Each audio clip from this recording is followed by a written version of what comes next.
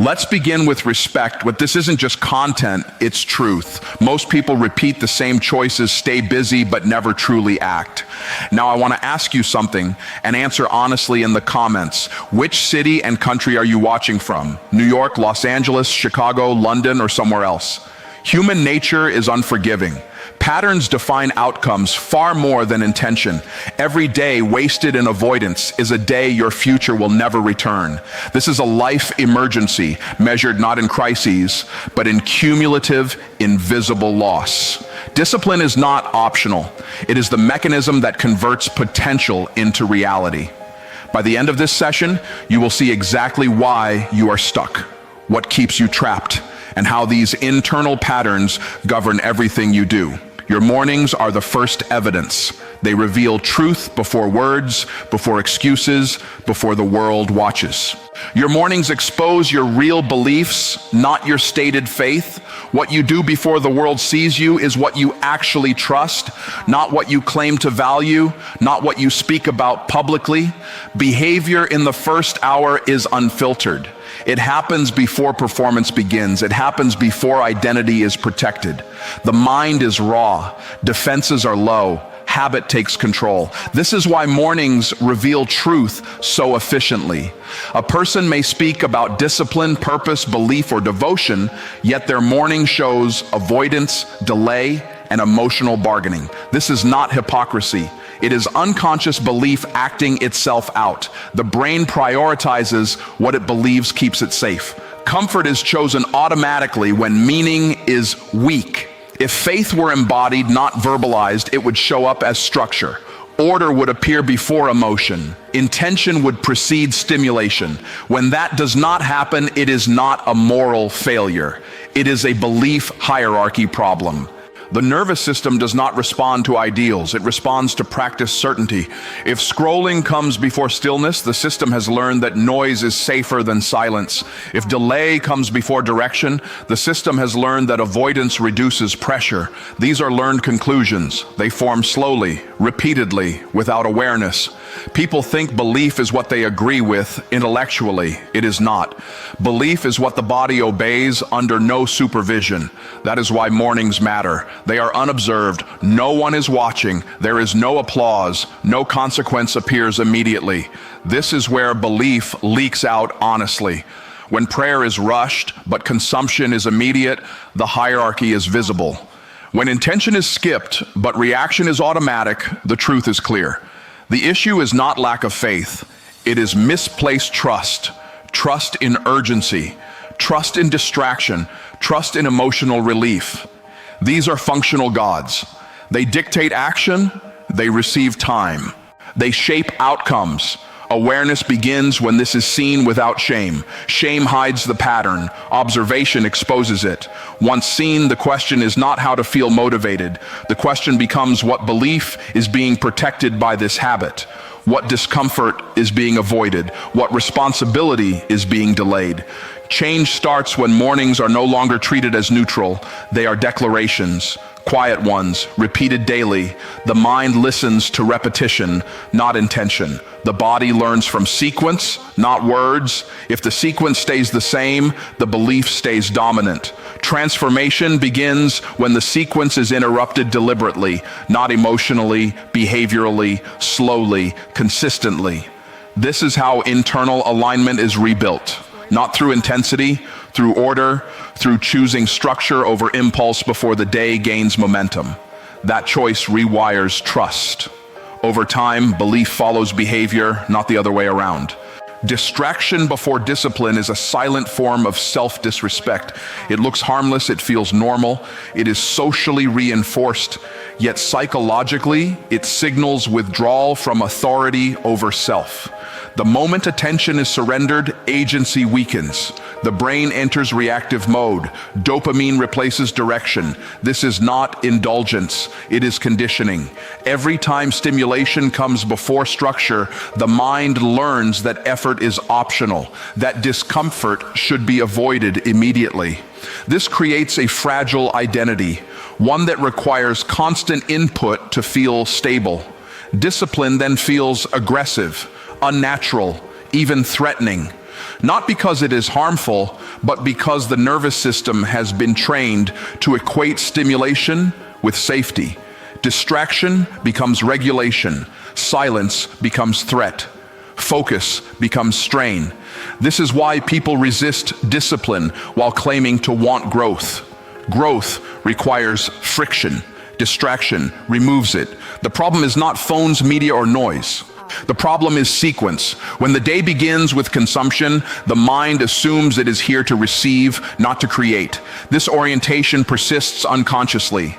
Tasks feel heavier. Decisions feel harder. Fatigue arrives earlier, not due to workload, but due to loss of command. Self-respect is not an emotion. It is a pattern of self-leadership. When discipline is postponed, respect erodes quietly, not dramatically, gradually. The internal dialogue changes. Promises feel flexible. Standards feel negotiable. This is how potential dissolves without crisis. People think self-sabotage is dramatic. It is not. It is subtle compliance with distraction. Awareness begins when distraction is seen as avoidance, not relaxation. As a refusal to lead self at the moment leadership is required most. Discipline in the morning is not about productivity. It is about restoring hierarchy. It tells the mind who is in charge. Without that signal, the mind defaults to habit. Habit defaults to ease. Ease defaults to stagnation. This cycle feels normal because it is common, but common is not functional. The moment discipline precedes stimulation, the system recalibrates. Anxiety decreases, focus sharpens, time expands perceptually. This is not motivational language, it is neurological reality. The brain relaxes when leadership is clear, distraction confuses it. Self-respect returns when actions align with intention without negotiation, not perfectly, consistently enough. That consistency is not heroic, it is quiet, it is repetitive, it is uncelebrated, but it compounds. When discipline leads, distraction loses power, not because it disappears, but because it no longer decides first. That single shift alters trajectory, not immediately, inevitably. You do not lack motivation, you lack morning order. Motivation is not a resource that disappears, it is a response to clarity. When structure is missing, motivation cannot attach itself to anything. The brain looks for sequence. When it finds none, it drifts. People say they wake up tired, uninspired, unfocused. What they mean is that the first signals of the day are inconsistent. The mind cannot organize itself inside disorder. It scans for direction, finds noise, then defaults to habit. Habit rarely points forward. This creates the illusion of low motivation. In reality, the system has no rails. Morning order is not about doing many things. It is about doing the right things in the same order. Predictability reduces cognitive load. It conserves energy. Without order, every decision costs more. Fatigue shows up early, not because the body is weak, but because the mind is negotiating constantly. Negotiation drains willpower. Structure removes negotiation. When the morning has a defined flow, the brain relaxes. It knows what comes next. That certainty creates momentum. Motivation follows momentum, not the other way around. People wait to feel ready. Readiness never arrives in chaos. The absence of order creates emotional dependency. You start listening to mood. Mood is unstable. It changes with sleep, stress, and environment. When mood is in charge, consistency collapses. Order places behavior above feeling. This feels restrictive at first. That resistance is psychological. The ego prefers flexibility because flexibility allows escape. Order removes exits. That exposure feels uncomfortable. Many confuse that discomfort with lack of motivation. It is not. It is the sensation of being accountable. Morning order forces confrontation with self. No distractions to hide behind. No urgency to blame. Just sequence. Wake, stillness, intention, movement, preparation. Each step signals leadership. Over time, this trains identity. You begin to see yourself as someone who moves without emotional permission. That perception fuels motivation naturally, not excited motivation, stable motivation, the kind that does not need encouragement. Disorder teaches the opposite lesson. It teaches that action is optional, that delay has no cost, that tomorrow is a valid plan. These lessons compound silently. After months, people wonder why ambition feels hollow. It was never reinforced behaviorally. Order is reinforcement. Each completed sequence confirms capability. That confirmation builds internal trust. Motivation thrives on self-trust. Without it, every task feels heavier than it is. People then seek external stimulation to compensate. Music, videos, quotes. None of these solve the core issue. They add noise to a system that needs alignment. When morning order is restored, motivation stabilizes, not dramatically, progressively. The mind stops asking whether to act, it simply moves. This is not discipline as force, it is discipline as design. The design carries the weight, the individual simply follows it. That is why motivated people often seem calm. They are not fighting themselves, they are moving inside order. Entitlement is why discipline feels hard to you. Entitlement is rarely conscious. It hides behind fatigue, fairness, and comparison. It whispers that effort should feel better, that results should arrive sooner, that discomfort is unnecessary. This belief creates internal resistance. Discipline then feels like punishment instead of alignment. When someone believes they deserve ease, any demand feels excessive. The mind begins to negotiate. Why now? Why me? Why this much effort? These questions drain energy before action begins. Entitlement reframes responsibility as burden. That framing changes the emotional tone of work. Tasks feel heavy. Time feels slow. Progress feels insufficient. This is not because the work is hard. It is because the belief system is misaligned with reality. Reality does not respond to what feels fair. It responds to input. Discipline is simply sustained input. Entitlement interrupts that input with judgment. Judgment creates friction. Friction increases perceived difficulty. People then label themselves unmotivated or undisciplined. The real issue is expectation. When expectations are inflated, effort feels insulting. When expectations are grounded, effort feels normal. Entitlement also distorts self-image. You begin to see discipline as something imposed on you rather than chosen by you. This removes agency. Without agency, commitment weakens. Discipline requires ownership. Entitlement avoids ownership by focusing on what should have been given. This orientation keeps attention backward.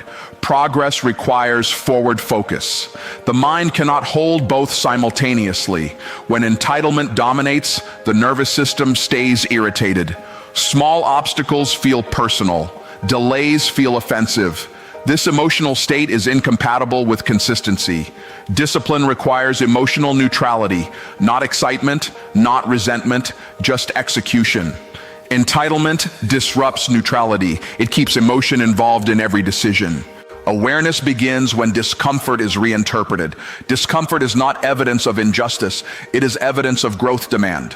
When this shift occurs, discipline stops feeling aggressive, it becomes procedural. Something you do because it aligns with who you are becoming. Entitlement fades when standards rise. Higher standards leave less room for negotiation. You stop asking what you deserve and start asking what is required. That question simplifies behavior. It removes emotion from the equation.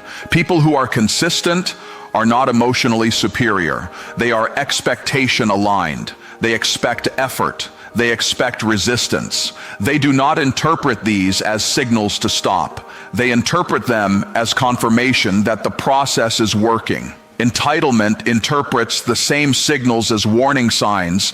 That misinterpretation causes retreat. Discipline then appears hard because it is constantly being argued with internally. When entitlement is dismantled, discipline becomes lighter. Not easier, lighter. less internal drag, less self-dialogue, more action. This is not harshness, it is clarity. The mind functions better when rules are clear. Entitlement blurs rules. Discipline restores them. Over time, effort feels normal. Progress feels earned. Identity stabilizes. Not because life got easier, because expectations became accurate. Chaos in your environment mirrors chaos in your identity. The space around you is not neutral, it is a feedback system.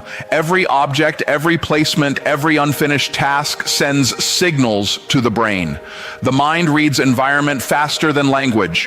When surroundings are cluttered, the brain remains alert. It scans constantly. Attention fragments, focus weakens. This is not personality, it is neurological load. Disorder keeps the nervous system slightly stressed, not enough to panic, enough to drain. Over time, this low-level tension becomes normal. People then mistake it for baseline fatigue. Identity adapts to environment. When chaos is constant, the mind internalizes it as acceptable. Standards quietly lower. Incomplete tasks feel familiar. Delay feels justified. The self-image shifts subtly. You begin to see yourself as someone who is always catching up, always behind. This identity is not chosen consciously, it is absorbed. Environment teaches through repetition. A chaotic space removes closure. Without closure, the brain struggles to complete mental loops. Thoughts linger, decisions pile up, clarity dissolves. People often seek clarity through thinking more. The problem is not lack of thought, it is excess stimulus.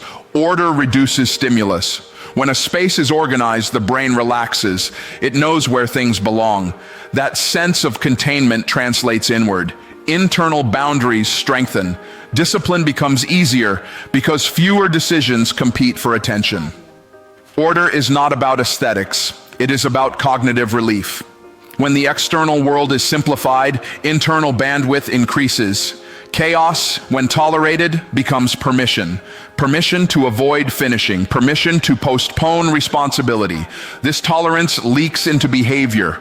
Goals remain vague, plans remain loose, identity remains unstable. Order interrupts this loop. Cleaning is not symbolic, it is corrective. It sends a message of authority. This space is governed. That message is absorbed by the psyche. Over time, self-respect increases without emotional effort. You begin to expect completion, not perfection, completion. That expectation stabilizes identity. You stop seeing yourself as scattered. You begin to see yourself as someone who finishes. That shift alters decision-making. Small actions align. Momentum builds quietly. Chaos loses its hold. Not because life becomes simple, because the system becomes ordered. Reactivity is submission disguised as productivity. It feels busy, it looks responsible, it is praised socially, yet psychologically, it is abdication. When the day is driven by external demands, internal direction collapses. The mind enters response mode, attention jumps, priorities blur, energy leaks. You may accomplish many tasks, yet feel empty. That emptiness is a signal. It indicates misalignment. Reactivity trains the brain to wait for instruction. Over time, initiative weakens, purpose fades. This is not laziness, it is conditioning. The nervous system learns that value comes from responding quickly, not from choosing deliberately. This creates anxiety. There is always something else coming, always another request. The brain never closes the loop. Without closure, satisfaction disappears. Productivity without intention feels hollow. It does not reinforce identity. It erodes it. You become defined by urgency.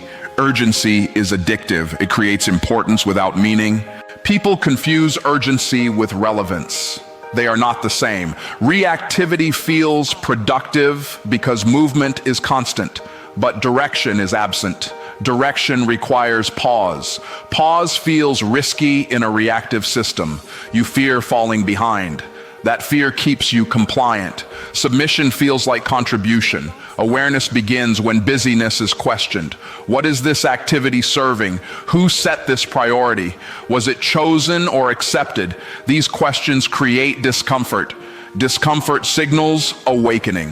When intention replaces reaction, resistance appears. Others push back, systems resist. This pressure tests resolve. Many retreat to reactivity because it is familiar.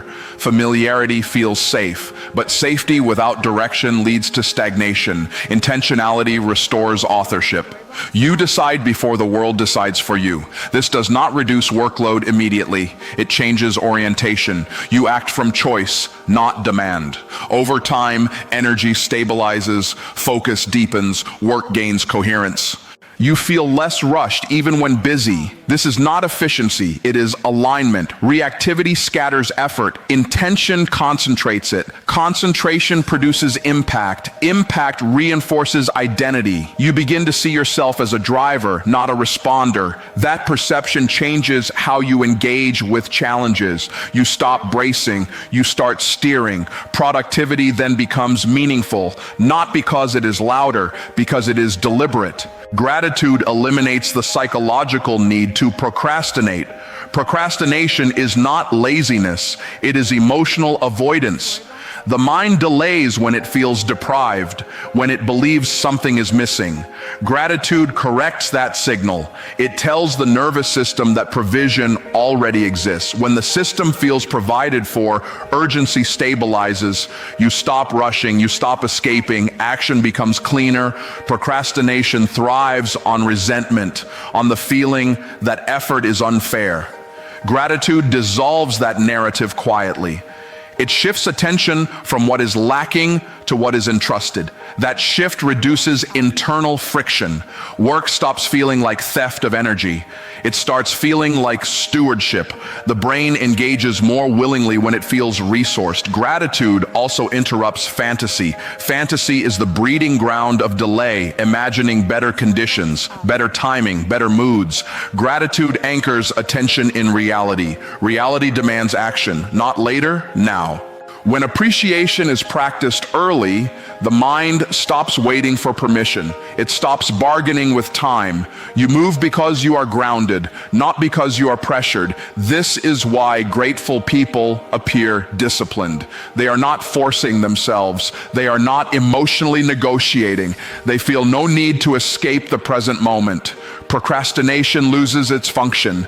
There is nothing to run from. Awareness begins when delay is seen as dissatisfaction, not incapacity. Gratitude removes dissatisfaction at the root. Action follows naturally. Planning scares you because it removes your excuses. Excuses require ambiguity. Planning creates exposure. When plans are clear, avoidance has nowhere to hide. The mind resists this clarity instinctively, not because planning is difficult, because it is revealing. A plan shows what you intend to do and what you avoid doing. It exposes priorities honestly. Many prefer chaos because chaos protects identity. If outcomes are unclear, responsibility stays vague. Planning collapses that safety. It turns potential into commitment. Commitment creates pressure. Pressure demands follow through. This is why planning is postponed, labeled as rigidity or unnecessary control. In reality, it is fear of self-confrontation. A plan removes the ability to blame mood or circumstances or timing. It draws a straight line between choice and result. That line feels threatening to an untrained identity, but it is stabilizing. The brain relaxes when direction is explicit. Anxiety decreases when uncertainty is reduced. Planning is not about prediction, it is about ownership. You decide before emotion interferes. You act before excuses form. Over time, this builds trust with yourself. That trust is rare and powerful. The fear fades as competence grows. What remains is clarity, and clarity demands movement. God cannot bless inconsistency you refuse to correct. Inconsistency is not a scheduling problem. It is an integrity fracture. The mind notices when promises are broken repeatedly, even small ones. Each break weakens self-trust. Without self-trust, confidence becomes performance. Performance collapses under pressure. Inconsistency trains the nervous system to expect collapse. That expectation shapes behavior. You hesitate, you delay, you avoid commitment. Not because you are incapable, because history has taught you that effort may not be honored by follow-through. Correction is the missing element, not intention. Correction requires humility. It requires admitting a pattern without justification. Many avoid this moment. They prefer explanation over adjustment. Explanation preserves ego. Adjustment restores alignment. Blessing follows alignment, not effort alone. Effort without consistency creates noise. Noise does not compound. Systems reward reliability, not intensity. Inconsistency breaks momentum. Momentum is what carries you when motivation fades. When correction is refused, patterns harden. Hard patterns limit capacity. Capacity determines outcomes. Awareness begins when inconsistency is treated as feedback, not failure. Feedback points towards structure. Structure invites stability. Stability creates trust. Trust creates flow. Correction is not punishment, it is recalibration. Without it, growth stalls quietly. Your first hour is either building you or betraying you. There is no neutral ground. The mind is most impressionable early. It absorbs signals quickly. What you do first sets hierarchy. That hierarchy dictates behavior for the rest of the day. If avoidance leads, it stays in control. If intention leads, resistance weakens. Betrayal does not feel dramatic. It feels comfortable, familiar, small delays, small indulgences. Each one teaches the mind that standards are flexible. Over time, identity erodes. You stop trusting your own direction. Building requires friction. Betrayal avoids it. The cost is delayed, but real. The first hour compounds, not emotionally, neurologically. Repeated sequences become default behavior. Default behavior becomes character. Character shapes outcomes. This is not pressure. It is cause and effect. When mornings are aligned, days stabilize. Decisions become simpler. Energy becomes predictable. When mornings are chaotic, recovery consumes the day. You react instead of direct. Awareness begins when the first hour is seen as training. Training for focus, for restraint, for leadership over self. Every choice is a vote, not for productivity, for identity. Everything we covered today exposes a simple truth. Distraction, chaos, entitlement, reactivity, and inconsistency are quietly eroding your potential. They are not dramatic failures. They are habitual leaks in focus, discipline, and self-respect. Your mornings, your environment, your responses to discomfort, these reveal who you are when no one is watching. Every repeated pattern compounds, and every uncorrected habit becomes a permanent limitation. This moment matters because the future you will inherit exactly what you are building today. The systems, the choices, the small concessions, they accumulate silently. There is no external rescue. There is only responsibility. Not shame, not guilt, responsibility. The quiet but heavy truth is this: if you continue without examination, the same invisible forces will define your life. Change requires awareness, alignment, and action that starts immediately. This is the kind of thinking we break down on Myron Thinks, not to motivate you, but to wake you up. Take ownership of your habits, correct what is misaligned, treat your mornings, your choices, and your discipline as non-negotiable. Nothing else in life will compensate for what is lost to inattention. Thank you for staying present and facing the reality of your patterns. If you found clarity here, consider subscribing to continue exploring these internal mechanisms. This channel is not about hype, it is about seeing clearly, thinking sharply, and taking deliberate steps toward alignment.